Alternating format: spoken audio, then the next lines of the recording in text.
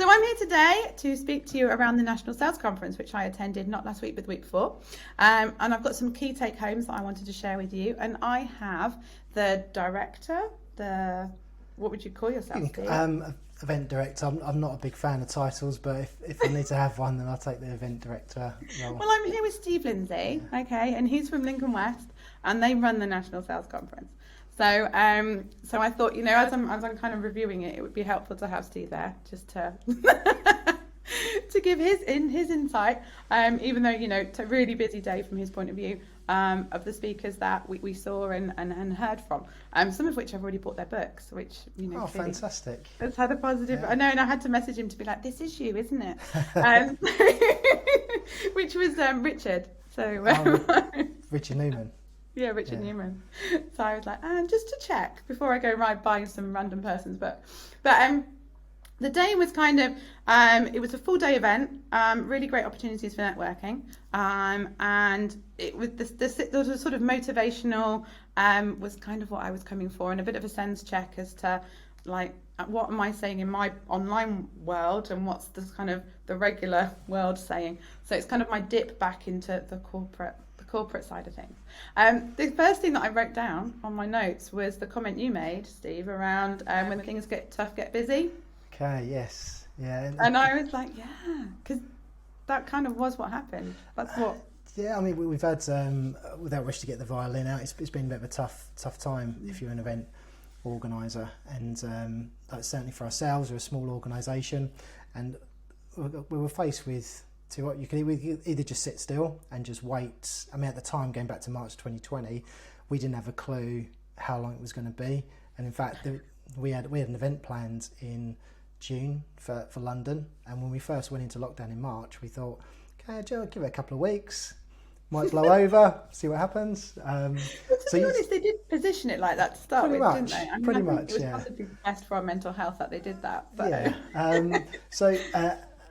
But I mean, obviously, as things literally within a couple of weeks, you kind of realise there was a much bigger story that was going to unfold moving forward. So for us, it was either a case of just sitting still and just waiting and not being in control of our own destiny. And as an event organiser, if there's no events going on, then the harsh reality is you've got no revenue coming through.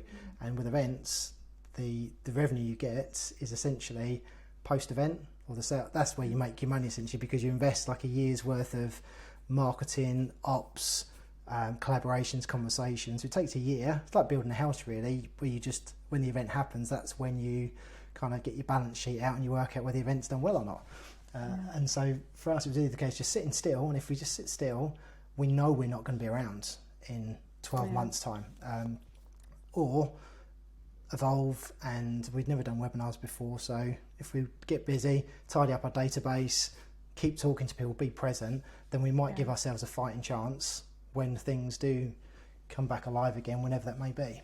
So definitely, I mean, that was kind of our theme, and I've spoken about it on the podcast before. I know that there's two types of people. There were the people that battened down the hatches and just waited it out, and then there was the people that were like, you know what, I kind of want to take some sort of control of what little control I have on this situation. I want to utilise. Definitely. and I thought I'd take a 20% chance over 0% chance. So and that was the way we positioned it, because and we're absolutely worst case scenario, fast forward 6, 12, 18 months, whatever it was going to be at the time, because we didn't know. At least we would have known, we would have given it our best shot, and there would have been no regrets there. So that was a key, I suppose that's a key philosophy which everyone who works within our little old Lincoln West team has always had. So we always want to grow and improve and just put a decent, hard working shift in.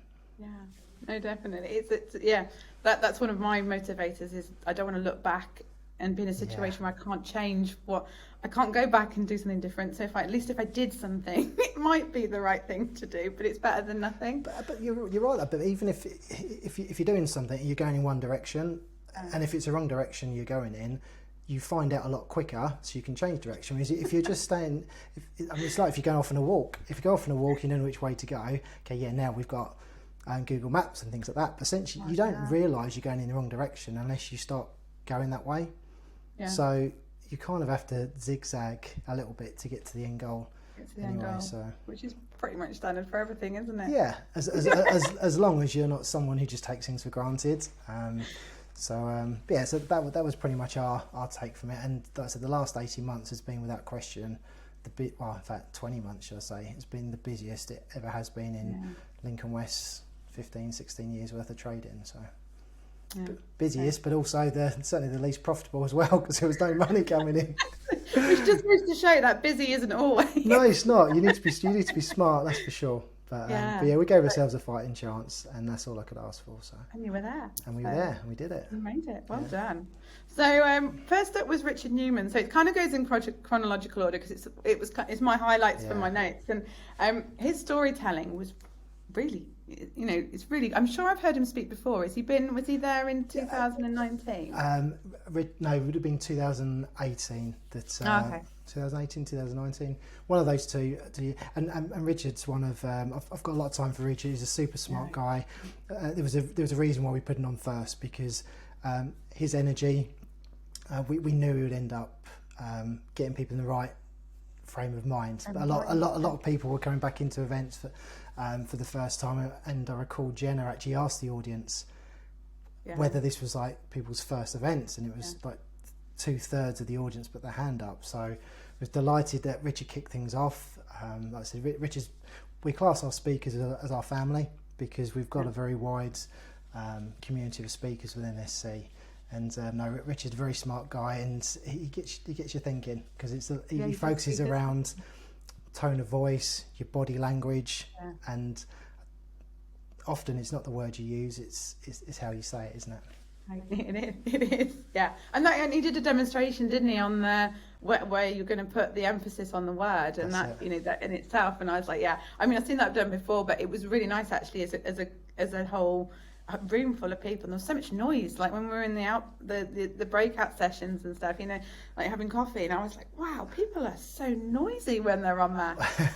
You don't have that energy. You haven't had that energy for so long. No, and you know what, I was very confident it was going to be the case. I mean, typically we'd have in excess of sort of 600-700 delegates. Now for this year it was 334, I believe, that came along, but because this was the first event back, we knew this was going to be our hardcore, dare I say, NSC groupies, because these are the people who have missed. I love that title. I mean, do you know what? I mean, if you're, no matter what your own personal situation is, then understandably some people were still shielding, or maybe weren't quite comfortable coming back into in-person events, which was completely understandable. Whereas the people we knew that had registered for 2021 had either been rolled over from 2020, or they'd bought new tickets this year. So if they bought new tickets, they were very comfortable with being back in person. So it was definitely going to be our hardcore group of attendees this year, that's for sure. And it was pretty weird. It was 87% attendance rate, which is in line with what we would have pre-pandemic. We have between 10 and 13% no-shows. So this year, even though we're still at sort of the tail end of the pandemic, we had 87% attendance rate of registration, so I was delighted. It was just nice to have that energy, and to kind of get everyone. I suppose the thing is that you kind of begin to think, is there value in doing that in person, or can I just take stuff online? Can I just look at these people or whatever? But to be there and the energy in the room, it was definitely. I think the timing worked quite, because certainly at the beginning of the pandemic there's a lot of information that you can take online, and obviously a lot of people started delivering webinars, masterclasses, as well as attending the online content. Now there gets to a point where there's only so much screen time you can face, and you kind of need to balance things out. So I think timing wise people were ready to get back in person. So definitely it was really good. And he talked around stipulating the challenge, and then talking through the journey, and then the steps to actually make that happen. And I've come across that and we use it in our marketing, but not so much in my sales. I've used metaphors, and I've had go-to metaphors and phrases that I've used as part of my sort of sales toolkit, but I've never kind of thought around using storytelling into so much of a level. When I wrote my book, they got me to do sort of an open loop, and then talk through main content, and then close it with what happened in that scenario, in that story. But again, it's a book. like my expectation is it's written. If it's written, I can do stories. But actually bringing stories into sales pitches and sales conversations, I was like, I can totally see how that works, and I should definitely do more of it. And I think it's emotional though, isn't it? I mean, we can all relate back to whether you want to take it this deep or not. As when we were kids, we were always fixed on the hero or the villain. Yeah. There was always a happier ever after. But we're built. We grew up on stories, and I think that hasn't really changed. It's no different when you're working with a prospect or a client. It's no different to being in the playground, and that prospect could actually be a potential new friend. Yeah. Well, you've got your best friend there. That's actually account management, because you're actually as cold and harsh as it sounds. Essentially, you have to manage a relationship with your best friend, which is technically account management. So all the skills that we picked up is just taken from school playgrounds, maybe consciously using them, isn't it? Exactly. Dating in the bar or whatever it may be. Essentially, it's exactly the same thing, because our brains think in the same way. It's just whether people put blockers up because you're now going from a personal, social, leisure environment to a corporate B2B environment. And the thing is everyone, I've been there. I've been training people where we've gone into sales calls and they've been really casually chatting, build up great rapport, and then they go, right then, and it's like they switch, the customer switches, you're like, wow, if you'd have just carry it. Exactly. It's all the same wires which is going on inside of our heads and emotions. It's the same triggers that we have. It's just and the thing is you problem solve for friends, it's a relationship, and it's amazing how people do, they kind of go in and they're kind of like relaxed, and now I'm relaxed, and then it's like, right, now I'm switching, and it's like, actually, if you can make that transition just part of the conversation, it's a lot. Definitely. I mean, to think about it, no one likes that friend that you don't hear from for 12. Yeah, exactly. Like, there's some friends you don't hear from for like 12 months, and then when they want something, they appear again. And that's no different to a contractor or a supplier where there's no engagement at all. But when it comes around to the contract renewal, bang, they want something from you. They want an autograph. They want a PO handed over. It's exactly. They might take you for lunch. There you go. But you kind of know. Do you know what? This is not the kind of relation. It's a very sort of transactional relationship, and it's no different. It's no different. Yeah, that's true. I always talk around good time friends, and it being like, it's like cats. Like it's like when the contract comes around for renewal, it's like the cat. It's dinner time. Yeah, like, exactly. Now, you can feed me. Yeah. Then I'm going to go down the street to that really nice person who lets me sit on their lap. Exactly. And then Jim was talking around. So Jim Steele, he was talking around gestures and stuff, and that was, again, I really like it when I'm learning stuff that it makes sense and it builds on what you might already know. So you're like, you have little light bulb moments, but they're not totally left field. It's like, oh yeah, that makes sense that it's more calculated than you think, and it makes sense that would feed in. But like, the whole smiling thing, I was like, I'm definitely trying that. If that can make me look, there's data on, and that's what I really like, was he's quite data led in his information. Yes. And so he was talking around how if you smile, then you're like 14% more likely to be considered to be like. But again, it's true though, isn't it? But yeah, you can relate that back to growing up, or you're not going to want to go and introduce yourself to the miserable person in the corner. You want to go and hang out with the person who's making other people smile and laugh and be happy. It's like, you're just, as humans, we're just naturally drawn to that. And as you said, it was something that you was already aware of, and that's always been the main purpose of the NSC. NSC, National Sales Conference, is not there to fix all of your sales, revenue, customer success problems. It's there to give you little sound bites and reminders, importantly. A lot of the things you already knew, but maybe you've forgotten about. And so it's just a reminder of those important things that you need to bring back into your day-to-day account management. Definitely. And I think that's the thing is it's kind of, it can kind of reset the standard, and it kind of helps you to get back in touch with things like, you do get lazy with, if you work on your own, if you're the only salesperson in your organization, that's really, who keeps you accountable. You can do recordings of your own calls, and then you can listen back to them on your own. But again, it's well, okay, this is, I'm measuring myself to my own standard, and if you don't keep increasing that standard, you're not increasing that bar. But the gestures thing, and I was like, I was like, that's really clever, and the whole hands up stuff. And I was like, I'm just definitely gonna. I've been incorporating. No, Working on it. no, and that's it. And obviously the speakers we had, obviously you touched upon Richard, obviously Jim still. I mean, those guys and obviously the other speakers we had, they could do 1, 2 days, weeks. There's so much content they've got there, but they're really there just to kind of get the brain juices ticking over and just reminding yourself where you were, where you want to be. Plus also you've got a mix of content like that, and also the great thing, you've got people sitting next to you that are having the same thoughts and feelings as well, and you can bounce your ideas off of them.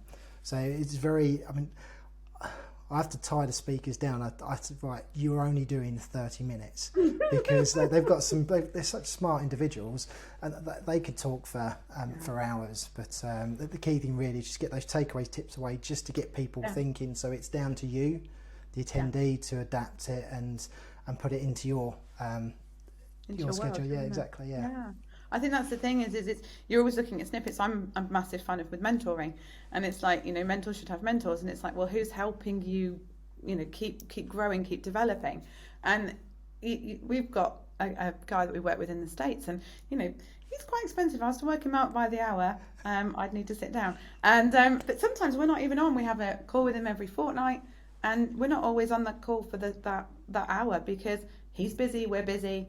For us, it's evening as well. So we're like, we talk to him about what we need to talk to him about, and he gives us the answers. And then, we go away and we use that information. That information is invaluable.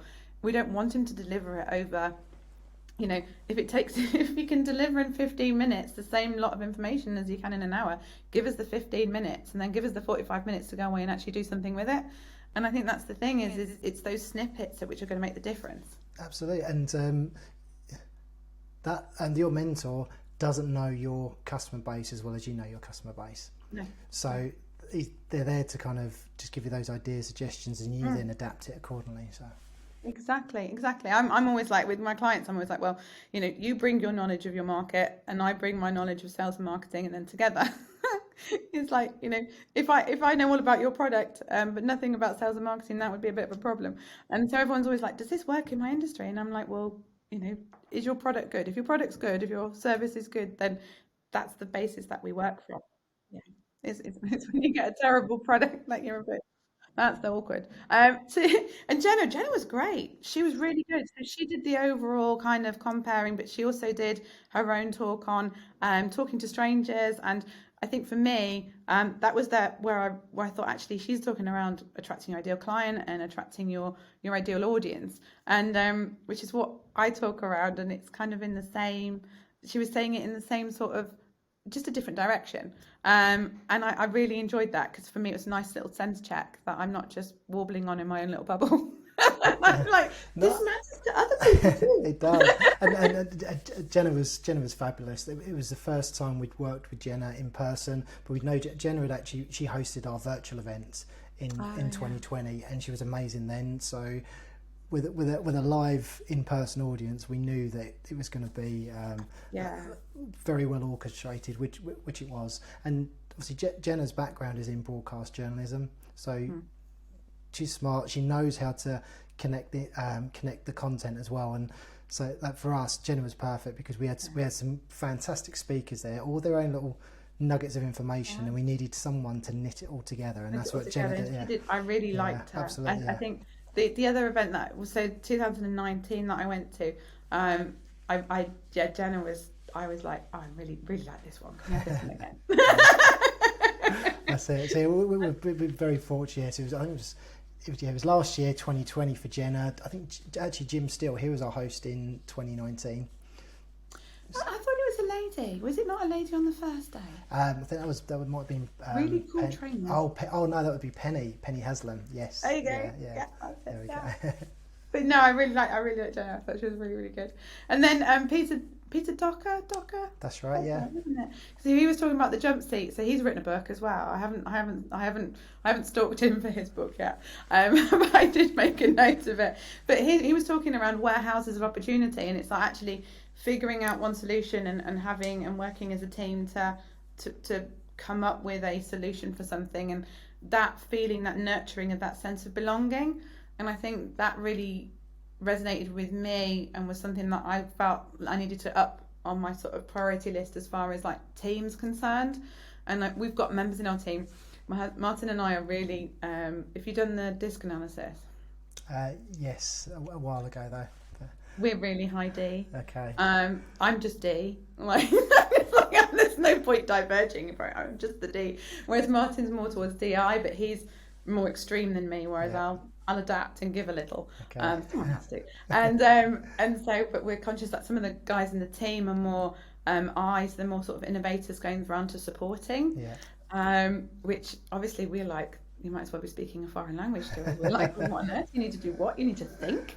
Yeah. And I think for me, you know, those guys who are more supportive and round to sort of that area of this, they are more team collaboration, that sense of belonging. And I think I really like being part of a team, partly because I don't want to be like, oh yeah, it's all me. It's like, it's a team effort, guys. It was a team effort.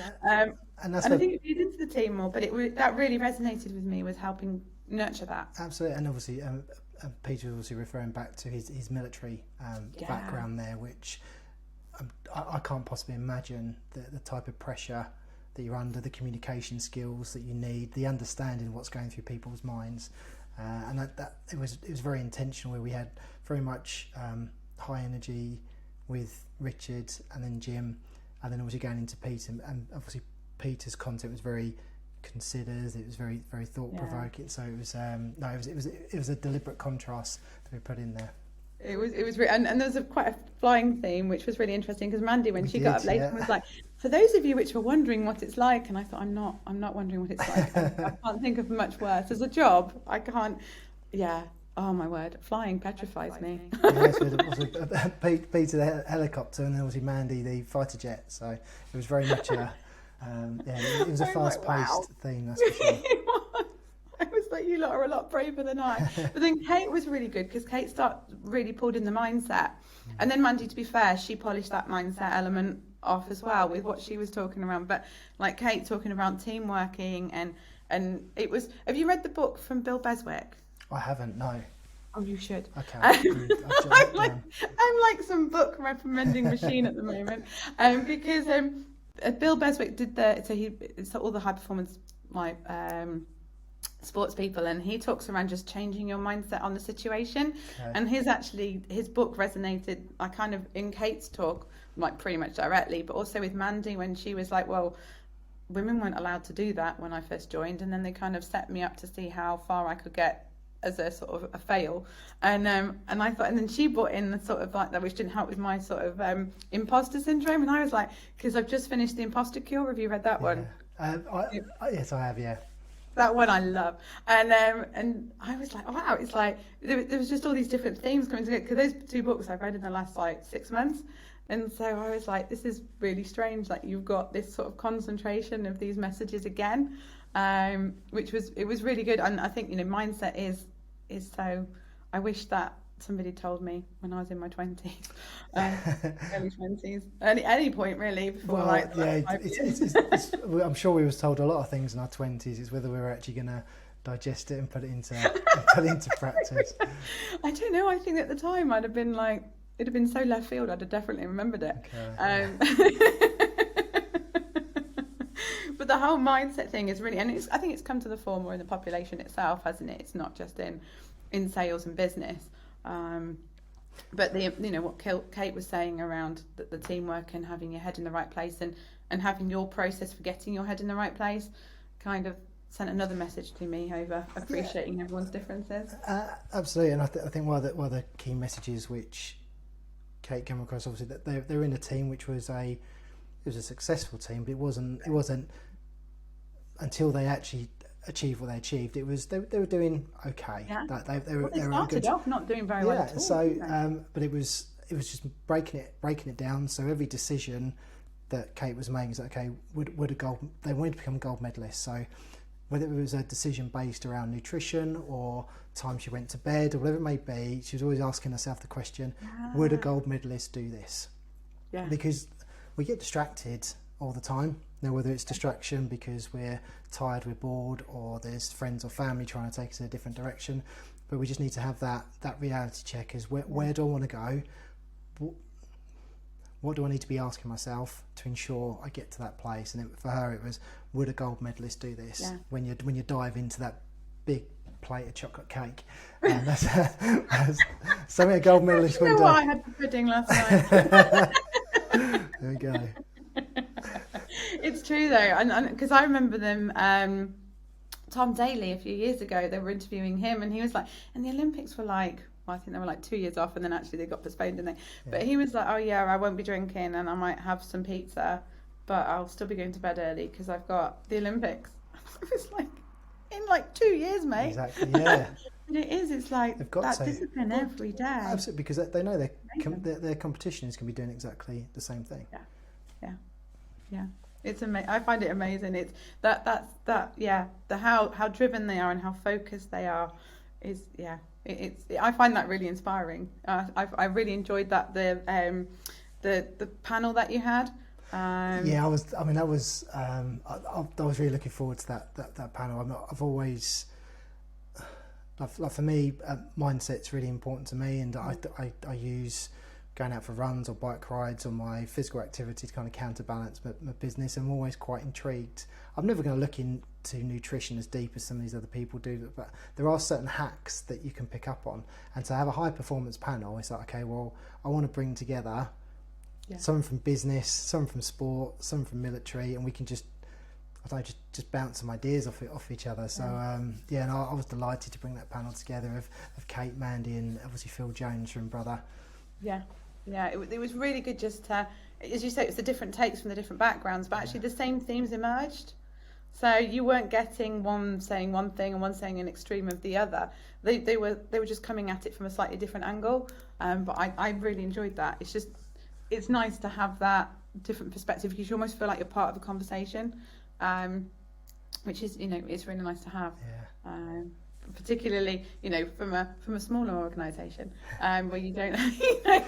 But they all, everyone starts from somewhere, don't they? Yeah. And you may be a small organisation, but you could be extremely big in the sector that you're working within. So it's all relative. There's a lot of lean organisations online where you have got you have a core team, and then you have, everybody who's kind of feeding in with their different specialities. But it's nice. It can be quite lonely, even in that environment, let alone being the one person who heads up that in that environment. Yeah, it can absolutely. People are always like, oh, it's lonely at the top, and it's like, well, yeah, there's only so much referring you can do. Definitely, and I think that's where the beauty of networking comes in. Not necessarily at our event, but in any walks of life, whether you're working with suppliers or other customers, you need to learn off one another.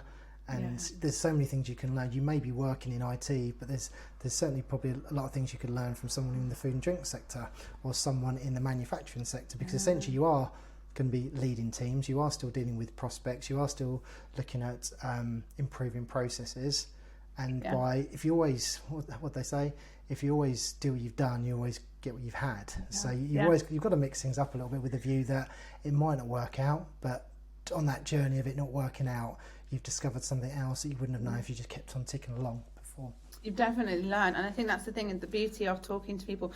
I'm regularly saying to clients, well, this client that I'm working with in this industry, who's a totally different industry, I'm like, they're doing this. And it's like, oh, but that's never been done in our industry. And I was talking to somebody the other day, and she was like, oh, really, the industry needs to look at charging per outcome rather than by the hour.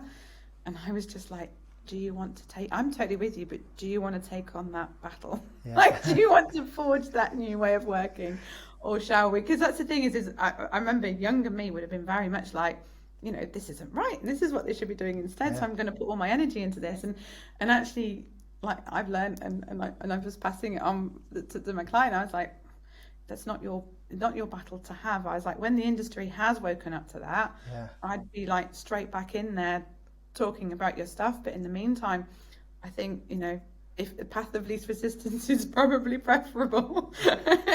But sometimes, it is worth that. And it's actually some of those little tweaks that it wouldn't actually be so ground changing, but it's just coming at it from a different angle. Definitely. And I think a great example of that, you start looking at the finance sector or the banking sector. I mean that is one sector that definitely needs an overhaul in terms of how it approaches customer service. you are. I mean, we could be here for another You are hour, right on 2 hours if we start Oh, tapping we into would. customer. But again, it's just something which is ingrained within that sector. This is where we've always done things. So the fact they're supposed to be, I'm not going to quote names, but that they're in place to support you as an individual saver or as a business manager, but their opening hours don't really align with that. share part of your name, do they? No, I'm not. But likewise, I mean, how, like when you call up a bank, how many customers generally want to listen to a automated telephone? So them saying that actually this is a good thing because we're providing the answers for you in advance. It's like, no, people just want to talk to an individual, which is why Metro Bank did really well when they first came in, because they completely tore up what was expected of the banking sector. So they had different opening times. I mean, they even, I think the MD of Metro Bank has took his little dog everywhere. So they actually used to have like dog biscuits and things like that in all the metros. They just completely changed what the background of what a bank sector should be doing. Banks like it. Yeah. Well, we switched. It was during the pandemic, actually. We switched totally from NatWest, who we've been with forever, to Starling. Okay. And the straw that broke the camel's back was we had one company with Starling, one with NatWest. We tried to change the address, which was no fault of our own. The accountants had changed their registered address, which meant we had to change our registered address. Yeah. And NatWest were telling us to go in branch Yeah. after ringing them and talking to them and wasting half my life. And Starling were just like, can you send this and this? And then you sent it, and that was it. And that was it done. And it was just so, I was like, it's running to their process rather than your process. And actually, yeah, it's like, well, your process is outdated and frustrating, and you're making me follow those steps. And then this can clearly be done because these guys are doing it. And I found that was, amazing. And to be fair, Starling, I have an issue, I go on the chat, they respond. Absolutely, yeah. Really, I find it really, really good. It's not me on facts. No, yes, we digress a bit. Apologies. But actually, it was really interesting because I have a friend who's a barrister, and she was saying how the legal profession, they're doing so much more online than what they were. Hallelujah! So, I mean, that's the next sector I was going to start hammering into. I mean, because it forced them. Well, everything had to be handwritten, didn't it? You had to have everything, whereas it kind of suited them because it then whacks an extra couple of hours on their billing charges that you touched upon before. Well, they should be charged on the outcome as opposed to the hour. I mean, that's the legal sector, and again, that's another quite old sector which really needs to evolve. Yeah, but there's little whippersnappers. We know quite a few now who are sort of coming through who are going, actually, it doesn't need to take that long. Yeah. Which I'm sure they're not invited to the boys' club. Not yet. They've been struck off quite a few Christmas card lists, but it kind of does. It's got to happen. Definitely. Well, I think, from my point of view, just to kind of summarise what I took away was definitely maximising my communication. So, I talk a lot around it's expensive to get in front of your ideal customer. It's making the most of that when you do. And I think with the body language stuff, with the storytelling stuff, with thinking around where you're coming from in the first place and being basically just more calculated around it and conscious. That was one massive takeaway. And then obviously mindset for me was just huge, with Mandy and Kate and some of the other guys who, if their presentation wasn't about that, it still touched on it. It kind of made me think, actually, the biggest investment you can make is in your own, from a small business owner's point of view, on your own performance is your mindset. Absolutely, and you look at it from a large organisation as well. I mean, that's the beauty of National Sales Conference. We have literally a third of our attendees are from SMEs, a third are from large companies, and a third are from enterprise. And you start looking at those larger enterprises now. Those departments are like small companies. So when you've got a department within an enterprise company, they are technically like an SME. Yeah. So you need to have that mind. You need to be investing in yourself so you can then actually invest in your people as well. Well, even when I remember in sales when I had a territory and they were like, this is like your mini business. Yeah. And the amount of salespeople I knew who they were in sales and they had like a business on the side. let's not go there. And or they had, you know, they went in and they went on to do entrepreneurial stuff, because it is like, you know, you're self-starting, you are managing that area just like it is your own business. Exactly.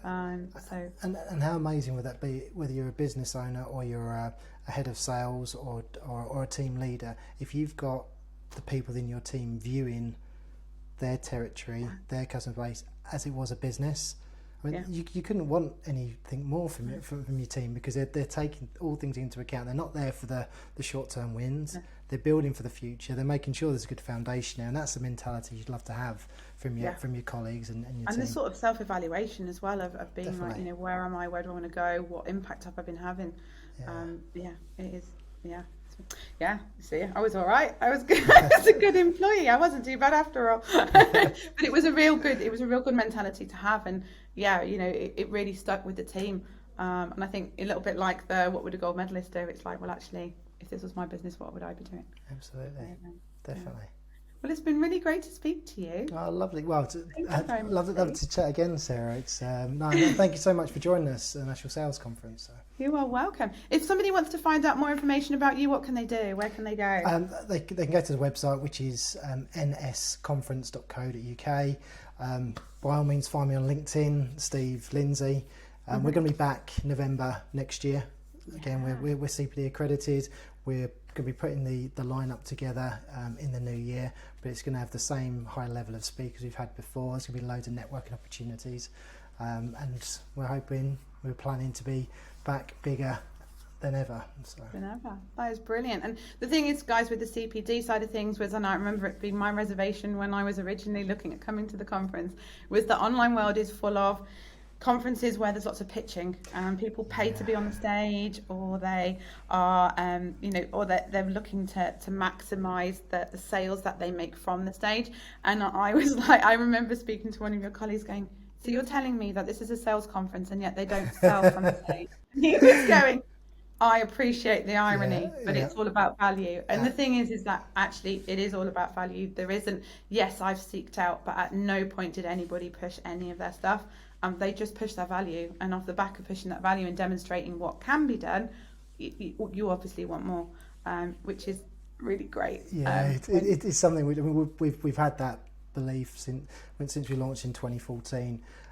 There are a lot of sales events out there. They generally don't last more than 2 editions, because they typically have that approach where they're more loaded towards what the sponsor wants, since it's a sponsor-led event. And it's a bit of a pitch fest. The great thing, we've got some amazing partners, like for example, like Showpad, Salesforce, and they've got great kits, they've got great products, but they don't come to our events. I mean, okay, yes, they meet a lot of their customers already there, but actually they use it because they want to align themselves with an event which is big on professional development. In actual fact, most of our sponsors use it to bring their customers along to. So instead of taking them on a race day or a golf day, they actually bring their customers to NSC, because the viewpoint is if their customers are selling and doing well, then actually they're doing well. So it's very different to perhaps a show and tell trade show, which is a free to attend event. And as you said, you get loads of sponsors on main stage doing this call them keynote for the sake of. But why didn't you use the quote? Yeah, I know. I had to buy it. It's frustrating, but it's until you've actually experienced National Sales Conference, you don't. It's very difficult to align it with some of these other sales events which are out there. So they kind of do you a disjustice, really, don't they? So yeah, exactly. I was very relieved when I went the first year, and it is, you know, from a selling without sleeves point of view, it is like the epitome, which I was really grateful for. Good. Well, I mean, and those values we're not going to change. We've got a very unique offering. We've got a fantastic family of speakers and content providers, and likewise a family of attendees as well, which literally year on year bring their suppliers and their customers along each year. So it's until you get a chance to experience NSC, it can be easy to just pigeonhole it into another sales event simply because you've got sales in the title. In fact, we've had quite a few people tell us we should drop the word sales, because actually it's whether it's more of a motivational event or whether it's more of a professional development event, it just so happens that our attendees are in a sales role. So I think from my point of view, though, I find it sad that people they want to distance themselves, like, you know, it's like you're a sales representative. That was what the title was originally, and now you have all these diverse and weird and wonderful ways of saying it, because no one wants to say, you know what, I'm a sales. You should be proud. Yeah, it's not. Unfortunately, there is still an element of it being a dirty word. But there's a lot of people you engage with, and they say, "Oh no, I'm not in sales." And when you ask, "Okay, what do you do?" "Well, I'm an account manager." It's like, "Well, yeah, you're in sales," or their customer success. It's like, well, actually, you are, because that's customer retention, which still has a number at the end of it. Now, even if you're in marketing, you still have to sell an idea to the FD. So all the skills which we champion and that we advocate, and the values important to us, that's what you'll find at National Sales Conference. So thank you so much for coming, Sarah. You are welcome. Thank you, Steve.